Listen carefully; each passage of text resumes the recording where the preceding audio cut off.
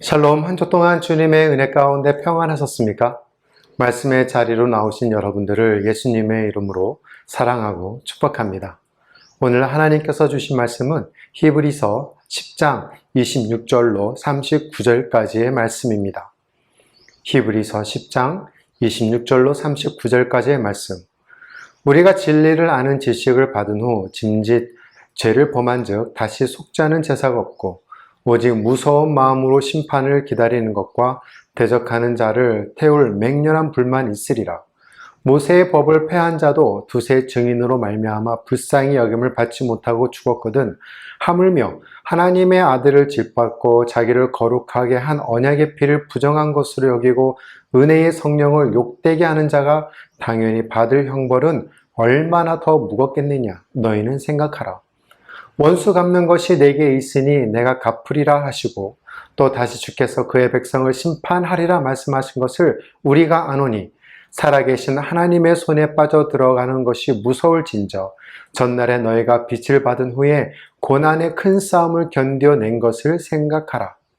혹은 비방과 환란으로서 사람에게 구경거리가 되고 혹은 이런 형편에 있는 자들과 사귀는 자가 되었으니 너희가 갇힌 자를 동정하고 너희 소유를 빼앗기는 것도 기쁘게 당한 것은 더 낫고 영원한 소유가 있는 줄을 알미라. 그러므로 너희 담대함을 버리지 말라. 이것이 큰 상을 얻게 하느니라. 너희에게 인내가 필요함은 너희가 하나님의 뜻을 행한 후에 약속하신 것을 받기 위함이라. 잠깐 후면 오실 이가 오시리니 지체하지 아니하시리라. 나의 의인은 믿음으로 말미암아 살리라. 또한 뒤로 물러가면 내 마음이 그를 기뻐하지 아니하리라 하셨느니라. 우리는 뒤로 물러갈 멸망할 자가 아니오 오직 영혼을 구원함에 이르는 믿음을 가진 자니라. 아멘. 사회와 가정 그리고 심지어 교회에 무거움을 주는 한 단어가 있습니다. 뭘까요? 바로 자살입니다.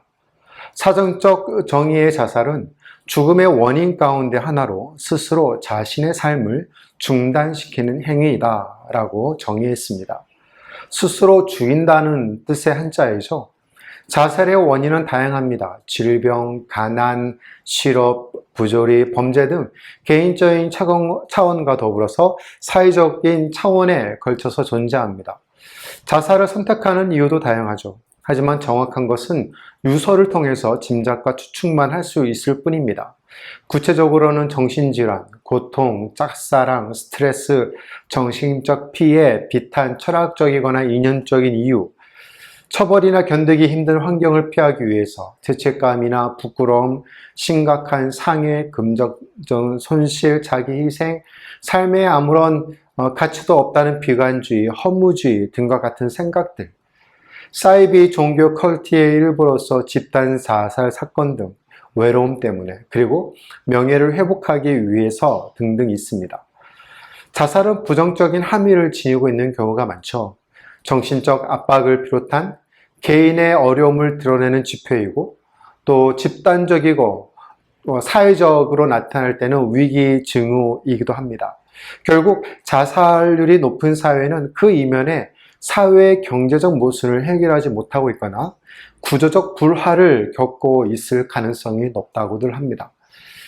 그렇다면 한국의 자살률은 어떠할까요? OECD 전체 37개국에서 26.9명, 거의 27명이죠. 1위입니다. 37개국 평균의 약 2배가 된다는 사실이에요. 놀랍지 않나요? 2003년부터 2016년까지 대한민국의 OECD 나라 중 자살률 1위였다는 건 이미 유명한 이야기입니다. 2017년 갑자기 2위로 내려갔는데 이때 대한민국의 자살률이 낮아진 것이 아니라 대한민국보다 자살률이 높은 리투아니아가 OECD에 가입하였기 때문입니다. 그것도 잠시 2018년도에도 24명 으로 다시 OECD 회원국 1위가 되었죠. 대한민국의 자살률은 일본보다 약 1.5배가 높고 중국, 홍콩과 폴란드, 미국보다 2배가 높습니다. 바레인이나 그리스보다는 10배가 더 높아요. 그리고 OECD 회원국 평균치 11.5명의 2배 이상을 기록하고 있다는 사실입니다. 심지어 대한민국의 자살률은 전쟁으로 인한 외상증후군 PTSD에 시달리는 미국 자살률보다 높다고 합니다. 미국 국방부의 보고서에 따르면 전쟁의 공포와 스트레스에 시달리는 이라크 주둔 미군의 2005년 자살률은 인구 10만 명당 19.9명이었는데요. 대한민국은 2010년 당시 31.2명으로 1.5배가 되는 수치였습니다. 1997년 IMF 위기 전에는 자살률이 적었으나 외환 위기 이후 2003년부터 본격적으로 자살률이 폭증하였고 이는 지금도 사회 문제가 되고 있습니다. 이런 현상에 대한 전문가들의 의견은 한국의 취약한 사회 안전망과 극심한 경쟁 사회 그리고 정신 상담에 대한 잘못된 편견으로 제때 도움을 받지 못한 사람들의 증가가 자살을 폭증시켰다고 주장하고 있어요. 자살 연령별로 보면 한국의 15세에서 34세 그룹의 자살률이 OECD 평균과 같고요. 35세에서 64세 그룹은 다소 높은 수준이지만 65세 이상 자살률은 OECD 평균의 3배 이상이 됩니다. 다시 말해서 한국의 자살로 인한 사망률이 수년째 OECD에서 높은 수위를 지키고 있다는 것이에요. 노인층의 자살률이 압도적으로 높기 때문입니다. 65세 이상의 노년층의 자살 동기로는 노후 빈곤과 우울증, 노인 학대가 꼽혔다고 합니다. 혹시 여러분도 자살을 한 번쯤 생각해 보셨을 겁니다. 사춘기 때, 정말 삶이 힘들 때, 말로 표현할 수 없는 사회적 수치심을 겪었을 때, 인터넷에서 자살 클럽이라는 커뮤니티를 찾아보신 분도 계실 거예요. 혹시 자살 클럽에 가입하고 싶은 분 계십니까? 특히 모든 것을 그만두고 싶을 때, 사랑하는 사람으로부터 버림을 받았을 때, 허덕이는 생활고를 멈추고 싶으실 때, 외로움으로 우울증이 심해졌을 때, 오히려 자살을 생각하기보다는 예수 그리스도를 생각하십시오. 그분이 누구신지, 그분이 여러분을 위해 어떤 일을 하셨는지 말입니다. 그리고 그분이 지금 나에게 무슨 일을 하고 계시는지 말이죠. 오늘 본문은 이런 분들에게 자살이 아닌 새로운 길로 인도해 줄 겁니다. 주의 성령님께서 말씀의 위로와 능력으로 여러분의 삶을 인도해 주시길 간절히 소망해 봅니다. 그러니 그리스도 안에 있는 희망을 포기하지 마십시오. 26절로 27절까지의 말씀입니다. 우리가 진리를 아는 지식을 받은 후 짐짓 죄를 범한 즉 다시 속지 않은 제사가 없고 오직 무서운 마음으로 심판을 기다리는 것과 대적하는 자를 태울 맹렬한 불만 있으리라. 여기서 진리는 그리스도를 통하여 얻은 구원의 계시를 의미하고요. 또 죄를 범한의 헬라어는 현재 분사로 계속적으로 범죄함을 가리키고 있습니다. 이 단락을 추적적 의미에서 풀어보면 하나님께서 그리스도를 통해 구원하시는 계시와 그리스도를 통해 드려진 희생 제사의 효력을 거부하고 계속적으로 범죄하는 자는 더 이상 속죄할 수 있는 제사가 없다라는 말입니다. 왜냐하면 그러한 자들은 의도적이고 자발적으로 배교했고 유일한 구원의 방법인 그리스도의 속죄 사역을 거부하였기 때문입니다. 그런 자들에게 무엇만 있다고 합니까? 무서운 마음으로 심판과 맹렬한 불만이 있다고 합니다. 의도적이고 자발적으로 배교하고 그리스도의 속죄 사역을 거부하는 자에게는 속죄할 수 있는 제사가 없고 오히려 심판만 있을 뿐입니다. 맹렬한 분은 문자적으로 불의 질투를 의미하는 것으로 백성의 배교로 인해서 하나님의 사랑이 손상되어 생겨난 결정적인 질투를 시사하고 있어요. 이것은 이사야서 26장 11절을 암시하는데요. 여호와여 주의 손이 높이 들릴지라도 그들이 보지 아니하오나 백성을 위하시는 주의 열성을 보면 부끄러워할 것이라 불이 주의 대적들을 사르리이다. 하나님께서 대적자들을 멸망시킴을 나타내는 무서운 표현입니다. 배교자들은 하나님의 대적자들이고 그들에게는 오직 맹렬한 불의 심판만 존재한다는 사실이죠. 그러니 그리스도 안에 있는 여러분의 희망과 소망을 포기하지 마십시오. 우리 주 예수 그리스도는 하나님의 심판을 피할 수 있는 유일한 희망이시기 때문입니다. 십자가 위에서의 그리스도의 희생 외에 고의적인 죄를 위한 다른 희생은 없습니다. 구약의 희생 제물은 의도하지 않은 죄, 즉 우연이나 무지로 지은 죄만 다루었습니다. 반면에 고의적으로 죄를 지은 사람들, 모세의 법을 폐한 자들은 돌로 쳐 죽임을 당했습니다. 28절입니다. 모세의 법을 폐한 자도 두세 증인으로 말미암아 불쌍히 여김을 받지 못하고 죽었거든. 그리스도의 속죄 사역을 거부하는 것이 모세의 율법을 어기는 것보다 훨씬 더 엄한 심판을 자초하는 것임을 알 수 있습니다. 고의적인 불순종은 구약의 율법 아래서 어떤 동물의 희생으로도 덮을 수 없는 사형에 해당하는 큰 범죄였습니다. 그러기에 만약 여러분께서 그리스도에 대한 믿음을 버리면 유대교나 불교나 힌두교와 같은 다른 종교로 여러분의 죄를 돌볼 방법이 없습니다. 오직 예수 그리스도만이 여러분의 위대한 대제사장으로서 여러분을 케어해 줄 수 있습니다.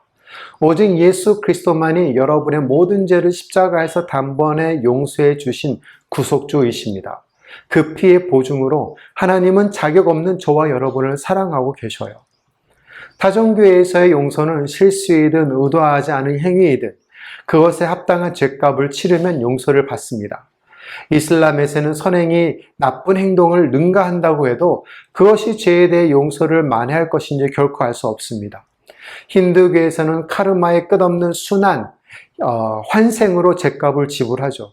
유대교에서는 고의적인 죄에 대한 희생이 없으면 단지 죽어야 합니다. 그러나 오직 그리스도 안에서만 온전하고 완전한 용서를 찾을 수 있어요. 왜냐하면 주님께서 여러분이 지불할 수 없는 죄의 대가를 다 감당하셨기 때문입니다. 다시 힘주어 말씀을 드립니다. 그리스도 안에 있는 여러분의 희망을 절대 포기하지 마십시오. 그 주님은 하나님의 심판을 피할 수 있는 유일한 희망이시기 때문입니다. 그러니 하나님의 심판의 위험에 처하지 마십시오. 고의적이고 자발적으로 그리스도에게 등을 돌리는 것은 하나님의 심판을 불러오는 것입니다. 하나님은 고의적으로 자신의 아들 예수 그리스도를 거부하는 자들을 벌하십니다. 29절입니다. 하물며 하나님의 아들을 짓밟고 자기를 거룩하게 한 언약의 피를 부정한 것으로 여기고 은혜의 성령을 욕되게 하는 자가 당연히 받을 형벌은 얼마나 더 무겁겠느냐 너희는 생각하라. 새 언약을 성취시킨 그리스도의 속죄 사역을 거부하는 자들에 대한 언급을 하고 있어요. 이런 자들의 형벌은 우상 숭배로 인해 죽임을 당한 것보다 훨씬 더 엄함을 보여주고 있습니다. 그러기에 새 언약을 성취시킨 그리스도의 속죄 사역을 거부하고 배교하는 것은 옛 언약 아래에서 우상 숭배하는 것보다 더 강한 형벌을 받을 수밖에 없다는 것이죠. 그리스도의 속죄 사역을 거부하는 배교 때문에 고소를 당하는 세 가지 이유를 나열하고 있습니다. 첫 번째는 하나님의 아들을 짓밟고입니다. 당시 예수님의 칭호로 사용된 하나님의 아들은 그리스도인의 공동체에서 이미 잘 알려진 공식적인 신앙 고백이었어요. 한편 짓밟고의 헬라어는 모욕적인 행위를 가리키는데요.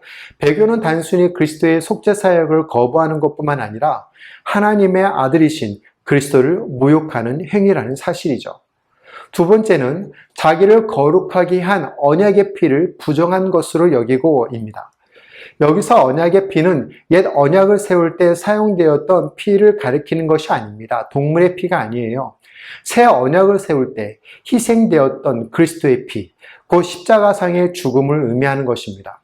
새 언약을 위해서 흘린 그리스도의 피는 옛 언약 아래에서 제거할 수 없었던 양심의 더러움까지 정결케 하고 거룩하게 하는 매우 귀중한 것이었죠. 배교자들은 그러한 그리스도의 피를 가볍게 여겼고 사소한 것으로 여겼으며 보통 사람의 죽음과 동일하게 생각한 것입니다. 그러니 이들의 잘못된 이해는 그리스도의 피로 인해서 이루어지는 모든 축복과 은혜를 거부하게 만들었어요. 마지막 세 번째는 은혜의 성령을 욕되게 하는 것입니다. 성령께서 은혜의 성령으로 나타나는 것은 신약 성경에서 단 이곳뿐인데요. 하나님께서 회중에게 부어주신 성령은 그리스도를 통해서 보여주신 하나님의 종말론적 은혜라는 것이죠. 그래서 은혜의 성령이라고 기록했습니다. 하나님은 은혜의 영 또는 하나님의 은혜를 나타내는 영을 가리키는데요. 의도적으로 배교하는 것은 은혜를 가져다 주는 성령을 거부하는 것이고 성령을 모욕하는 죄이며 영원히 용서받을 수 없는 죄가 됩니다. 그러면서 저자는 독자들에게 당연히 받을 형벌은 얼마나 더 무겁겠느냐라고 강력한 어구를 구사하면서 생각해 봐라 라고 합니다. 그렇습니다. 그리스도의 구원의 제안을 받아들인 후 고의적으로 그리스도를 거부하는 것은 주님을 짓밟고 그의 피를 무가치하게 여기고 그의 은혜를 모독하는 것과 같기 때문입니다. 30절과 31절을 보겠습니다. 원수 갚는 것이 내게 있으니 내가 갚으리라 하시고 또다시 주께서 그의 백성을 심판하리라 말씀하신 것을 우리가 아노니 살아계신 하나님의 손에 빠져들어가는 것이 무서울진저. 배교자들을 향한 하나님의 심판이 있습니다. 그 심판은 매우 엄중합니다. 신명기에 나타나는 하나님은 자기 백성을 구출하시고 변호하심으로 잘 나타내 주고 있습니다.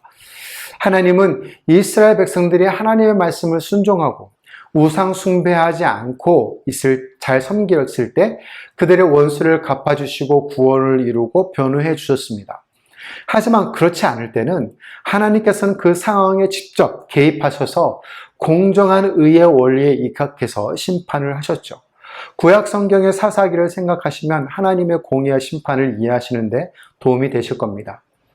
이러한 하나님의 심판의 원리는 하나님의 자녀에게뿐만 아니라 배교자에게도 동일하게 적용됩니다. 그러기에 이 단락에서 배교자를 향한 하나님의 심판이 있음을 보여주고 있는 것이죠. 한 가지 예로 저자는 31절에 다윗 왕 이야기를 삽입했습니다. 살아계신 하나님의 손에 빠져들어간 것이 무서울진저. 다윗 왕은 사람의 손보다 하나님의 손에 빠지기를 원했습니다. 그는 하나님의 손의 위험을 알고 있었기 때문이죠. 하나님의 은혜로 강력하고 부유한 왕이 되었습니다. 그것을 수치화하면서 자신의 위대함을 알고 싶었어요. 그래서 다윗 왕은 고의적 자부심으로 백성의 수, 인구 조사를 진행케 합니다. 그 결과로 하나님의 진노가 임하게 되죠. 사무엘하 24장 14절 말씀. 다윗이 가세게 이르되 내가 고통 중에 있도다 청하건대 여호와께서는 긍휼이 크시니 우리가 여호와의 손에 빠지고 내가 사람의 손에 빠지지 않기를 원하노라 하는지라. 역대상 21절 13절 말씀. 다윗이 가세게 이르되 내가 공경에 빠졌도다 여호와께서는 긍휼이 심히 크시니 내가 그의 손에 빠지고 사람의 손에 빠지지 아니하기를 원하나이다 하는지라. 다윗은 사람의 손에 빠져서 도망자로 살아가는 것보다 하나님의 손에 빠져 이스라엘 백성이 3일 동안 전염병에 걸리기로 선택했습니다. 그래서 하나님은 3일 동안 전염병을 보내서 이스라엘 백성 7만 명이 죽게 됩니다. 다윗이 교만케 된 원인을 제거하신 것이죠. 이런 하나님의 심판은 지금도 진행 중에 있습니다. 예수 그리스도를 거부하고 등을 돌리는 사람들에게도 마찬가지로 하나님의 심판이 임하게 됩니다. 예수 그리스도를 거부하는 것은 자발적이고 고의적인 행동이기 때문이죠. 그런 그들에게 하나님은 자비의 손길을 뻗으셔서 배교의 길에서 돌아서도록 너무 멀리 떨어지지 않도록 하고 계십니다. 그 방법이 때로는 가혹하게 여겨질 때도 말이죠. 그래야 그들의 교만을 뺏고 제거하실 수 있기 때문입니다. 그러기에 애초에 위험을 감수해야 할 이유가 뭐가 있겠습니까? 처음부터 그리스도에게서 등을 돌리지 마십시오. 주님 안에 있는 여러분의 희망을 포기하지 마십시오. 그분은 하나님의 심판을 피할 수 있는 유일한 희망이시기 때문입니다. 하나님의 심판을 받을 위험에 처하지 마십시오. 또 소중한 인생을 낭비하지 마십시오. 그리스도 안에 있는 소망을 던져버림으로 인생을 낭비하지 마십시오. 너무 빨리 그리스도를 포기함으로 신앙과 인생을 망치지 마십시오.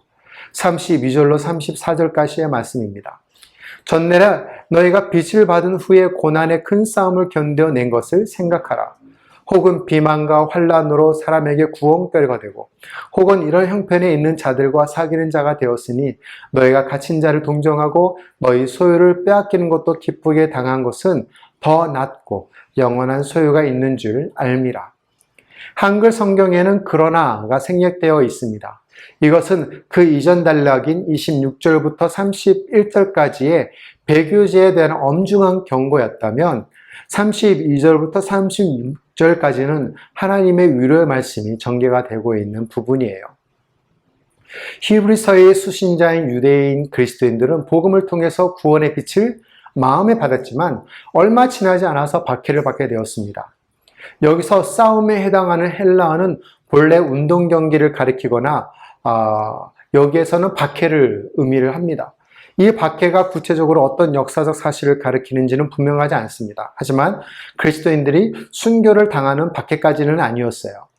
그들은 박해를 받았으나 좌절하지 않고 잘 인내했습니다. 그 인내의 구체적인 모습들이 33절과 34절에 표현되어 있는데요. 비방과 환난으로서 사람에게 구경거리가 되고 이런 형편에 있는 자들과 사귀는 자가 되고 너희가 갇힌 자들을 동정하고 너희 소유를 빼앗기는 것도 기쁘게 당한 것이라고 얘기했습니다. 여기서 비방은 거짓으로 고소하여 비난하는 것을 나타내고요. 환난은 폭력을 동반한 박해를 의미합니다. 또한 구경거리는 헬라어로 극장과 연관되어 있어서 공적이고 공개적으로 박해를 받았다는 표현입니다. 이들은 과거에 주변 사람들에게 거짓으로 고소를 당하기도 했고 폭력을 당하기도 했고 공개적으로 조속거리가 되기도 했습니다. 도리어 폭도들에 의해 재산조차 빼앗기는 고난을 당하기도 했습니다. 뿐만 아니라 고난당한 그리스도인들과 동참하고 있음을 보여주고 있는데요.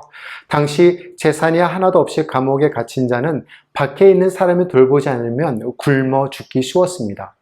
또한 감옥에 갇힌 자를 돌보는 자도 동일한 취급을 받았어요. 그렇기 때문에 감옥에 갇힌 자를 돌보는 것은 상당한 위험을 동반하는 행위였습니다. 그럼에도 불구하고 그리스도인들은 감옥에 갇힌 자들을 돌봄으로 감옥에 갇힌 자들의 고난에 동참했습니다. 비록 이런 행위가 당시에 위험한 것이라 할지라도 장래에 하나님으로부터 칭찬받을 만한 행위였기 때문이죠. 앞서 언급한 위험과 고난을 당하면서도 즐거워했던 것은 그리스도께서 재림하시는 날에는 큰 상을 주시겠다는 약속을 기억했을 것입니다. 더 낫고 영구한 소유가 있는 줄 알미라. 1세기 때의 신자들은 많은 박해를 받고 고통을 겪었습니다. 그들은 고난과 힘든 투쟁을 견뎌냈습니다. 그들은 공개적으로 조롱을 받았고 그들의 재산은 약탈당했습니다. 처음에 그들은 더 나은 날이 도래할 것을 알았기 때문에 고난을 기뻐했습니다. 그들은 큰 용기를 가지고 박해자들을 대면했습니다. 하지만 얼마 후 그들은 용기를 잃기 시작했습니다. 그리스도를 따르는 것이 고통을 받을 만한 가치가 있는지 의아하기 시작했습니다. 그리고 그들은 그리스도에 대한 믿음을 포기하도록 유혹을 받았죠. 그래서 히브리서 저자는 그들을 이렇게 격려하고 있습니다. 그러므로 너희 담대함을 버리지 말라. 이것이 큰 상을 얻게 하느니라. 여기서 담대함은 그리스도인의 표식입니다. 그리스도인들이 비만과 재난을 당하면서도 담대함을 잊지 말아야 하는 것은 그리스도의 재림의 날이 받을 상 때문입니다. 누가복음 6장 23절 말씀. 그날에 기뻐하고 뛰놀라. 하늘에서 너희 상이 큼이라. 그들의 조상들이 선지자들에게 이와 같이 하였느니라. 믿음 안에서 하나님을 찾는 자들에게 상 주시는 분이십니다. 그 상은 그리스도를 기다리는 그리스도인들에게 하나님께서 약속하신 온전한 구원의 축복입니다. 그 구원의 상을 바라보시면서 용기를 버리지 마십시오. 고난과 고통의 보상을 경험하기 전에 신앙을 포기하지 마십시오. 이 시련을 통해 하나님께서 좋은 것을 가져다 주실 것을 알았기 때문에 여러분은 시련을 기뻐할 수 있습니다. 시련은 변장한 축복이라는 말을 기억하시면서 그러나 고난과 고통이 예상보다 훨씬 오래 지속되어지면 주님을 신뢰하는 것이 과연 보상받을 수 있을까 우리는 궁금해합니다. 그럼에도 불구하고 무엇을 하든지 하나님을 너무 빨리 포기하지 마십시오. 용기를 버리지 마십시오. 고난의 상급을 받기 전에 주님에 대한 확신을 버리지 마십시오. 그 길이 멀고 험난하다는 것을 압니다. 그러나 다음 단계를 밟을 수 있도록 예수님을 기억하시고 의지하십시오. 그리스도께서 여러분의 유일한 희망이시기 때문입니다. 그리스도 안에 있는 여러분의 희망을 절대 포기하지 마십시오. 하나님의 심판의 위험에 처하지 마십시오. 소중한 인생을 낭비하지 마십시오. 그리고 마지막으로 하나님의 확신을 놓치지 마십시오. 그리스도에 대한 소망을 버려서 하나님의 확신을 놓지 마십시오. 너무 빨리 그리스도를 포기함으로써 하나님의 약속을 소홀히 하지 마십시오. 그러기에 인내가 필요합니다. 36절 말씀, 너희에게 인내가 필요함은 너희가 하나님의 뜻을 행한 후에 약속하신 것을 받기 위함이라. 여기서 필요함은 단순히 바라는 어떤 것이 아니라 반드시 필요한, 없어서는 안 될 것을 의미합니다. 그것이 담대함뿐만 아니라 인내라는 것이죠. 그리스도인이 하나님의 뜻을 행하면서 고난과 위험에 직면한다 할지라도 잘 인내하면 하나님으로부터의 약속을 받게 됩니다. 그 약속은 새 언약 아래에 있는 하나님의 자녀들이 바라봐야 하는 최종적인 목표입니다. 그 약속이 무엇일까요? 그 약속은 앞절의 큰 상과 동일하고 그것은 영원한 기업, 즉 영생을 의미합니다. 새번역 성경입니다. 36절 말씀.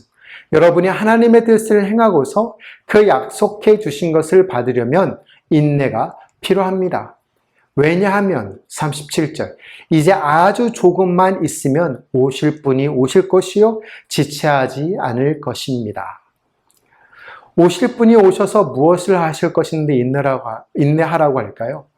그리스도께서 곧 재림하셔서 심판과 보상을 하실 것이기 때문입니다. 그리스도께서 지체하지 않으실 것입니다. 속히 오실 것입니다. 그 때문에 그리스도인들은 고난과 위험 속에서도 인내해야만 합니다. 예수님은 곧 오십니다. 38절로 39절 말씀, 나의 의인은 믿음으로 말미암아 살리라. 또한 뒤로 물러가면 내 마음이 그를 기뻐하지 아니하리라 하셨느니라. 우리는 뒤로 물러가 멸망할 자가 아니요 오직 영혼을 구원함에 이르는 믿음을 가진 자이니라. 예수 그리스도의 재림을 믿는 자들을 이 단락에서 나의 의인이라고 칭하고 계십니다. 로마서 1장 17절 말씀, 복음에는 하나님의 의가 나타나서 믿음으로 믿음에 이르게 하나니 기록된 바 오직 의인은 믿음으로 말미암아 살리라 함과 같으니라. 그 의인은 오직 믿음으로 사는 것입니다. 박해를 받고 있던 1세기의 그리스도인들은 그리스도께서 지체하지 아니하시고 속히 오시리라는 사실을 믿었습니다. 그러기에 직면한 고난과 박해에 대해 담대하게 맞서며 인내했습니다. 그리고 재림주로 오실 그리스도께서 영원한 생명으로 보상하실 것을 믿었기 때문입니다. 반대로 뒤로 물러나 인내하지 못하고 배교한다면 하나님에게서 버림을 받고 엄중한 심판을 받게 될 것입니다. 우리는 뒤로 물러갈 멸망할 자가 아니요. 박해와 시련 속에서도 믿음으로 예수 그리스도의 재림을 기다리고 있는 자들은 결코 파멸에 이르지 않음에 대한 역설입니다. 반드시 구원에 이를 것이라고 위로하고 계십니다.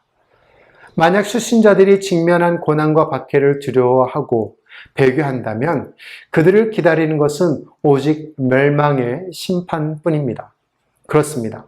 하나님을 의지하고 그리스도의 재림을 기다리는 것, 그것도 박해와 위험과 시련 속에서 인내하고 담대하게 맞서서 두려워하지 않는 것, 정말로 힘든 일입니다. 힘든 일이라고 하여도 믿음을 가지고 있으면 그것을 극복할 수 있습니다. 믿음의 선진들을 어떻게 했는지 성경의 믿음장이라고 하는 히브리서 11장을 통해서 우리가 찾아볼 수 있어요. 예수님은 하나님의 모든 약속이 완전히 실현될 때 곧 오실 겁니다. 그러니 그때까지 믿음을 포기하지 마십시오. 그리스도를 믿는 데서 물러서지 마십시오. 하나님께서 여러분에게 약속하신 것을 지키실 것이라는 신뢰를 버리지 마십시오. 말씀을 맺도록 하겠습니다. 때로는 우리네들의 삶에 불공평하다는 생각을 종종 합니다. 의인은 고난을 받고 악인은 형통하다. 작은 일에 신실한 사람은 무시당하고 사회적으로 유명한 사람은 존경받는다. 유전무죄, 무전유죄라는 말까지 나올 정도입니다. 불공정한 사회를 비판하고 자기 자신의 무능함을 자해하고 지금 겪고 있는 힘든 현실을 억지로 무시하려고 하는, 그러면서 예수님을 기억하지 않고 눈앞에 보이는 암담한 현실 앞에 무릎을 꿇고 마는 여러분의 인생과 신앙은 동전의 앞뒷면과 같습니다. 시련과 박해와 고통이 동전 앞면이라면 희망과 소망과 기회는 동전 뒷면입니다. 지금 시련 속에 계십니까? 지금 신앙으로 박해를 받고 계십니까? 지금 여러 어려운 환경으로 인해 모든 것을 그만두고 싶으십니까? 그럴 때 예수 그리스도를 기억하십시오. 그리스도께서 여러분의 유일한 희망이시기에 그리스도 안에 있는 여러분의 희망을 절대 포기하지 마십시오. 하나님의 심판의 위험에 처하지 마십시오. 소중한 인생을 낭비하지 마십시오. 그리고 믿음으로 하나님의 확신을 놓치지 마십시오. 산의 정상에 오르기 위해서는 힘들고 피곤해도 계속 걸어야 합니다. 그 길이 험난하고 가파르고 끊어져 있어도 계속 걸어야 합니다. 산에 오르는 것이 기쁨이 아니라 부담이 되어도 계속 걸어야 합니다. 그래야 산의 정상에 오를 수 있습니다. 그러나 한 가지 잊지 마십시오. 그 산길에 동행하시는 분이 계십니다. 바로 우리 주 예수 그리스도이십니다.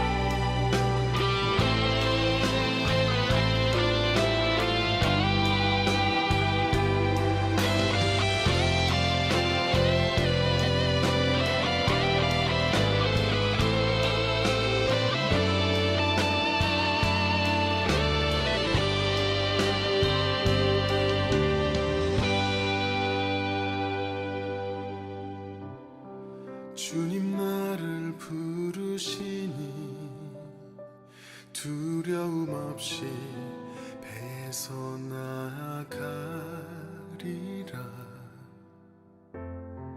주님 나를 부르시니 주님 내게 오라시니 주님 보고 계시기에 의심치 않고 바다를 걸어가리라. 주님 보고 계시기에 주님 여기 계시기에 주님 여기 계시기에 이 깊은 바다가 반석이 되고 주님 여기 계시기에 반석 위를 내가 걸어가리라. 주님 여기 계시기에 저 거친 파도가 반석이 되고 주님 여기 계시기에 반석 위를 내가 걷습니다.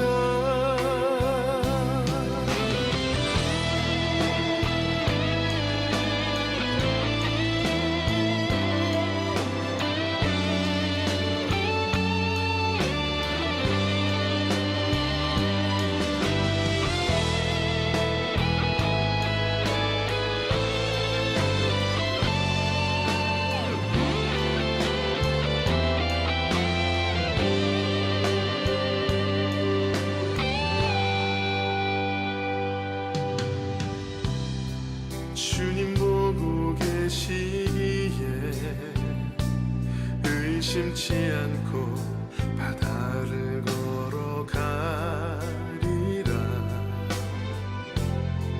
주님 보고 계시기에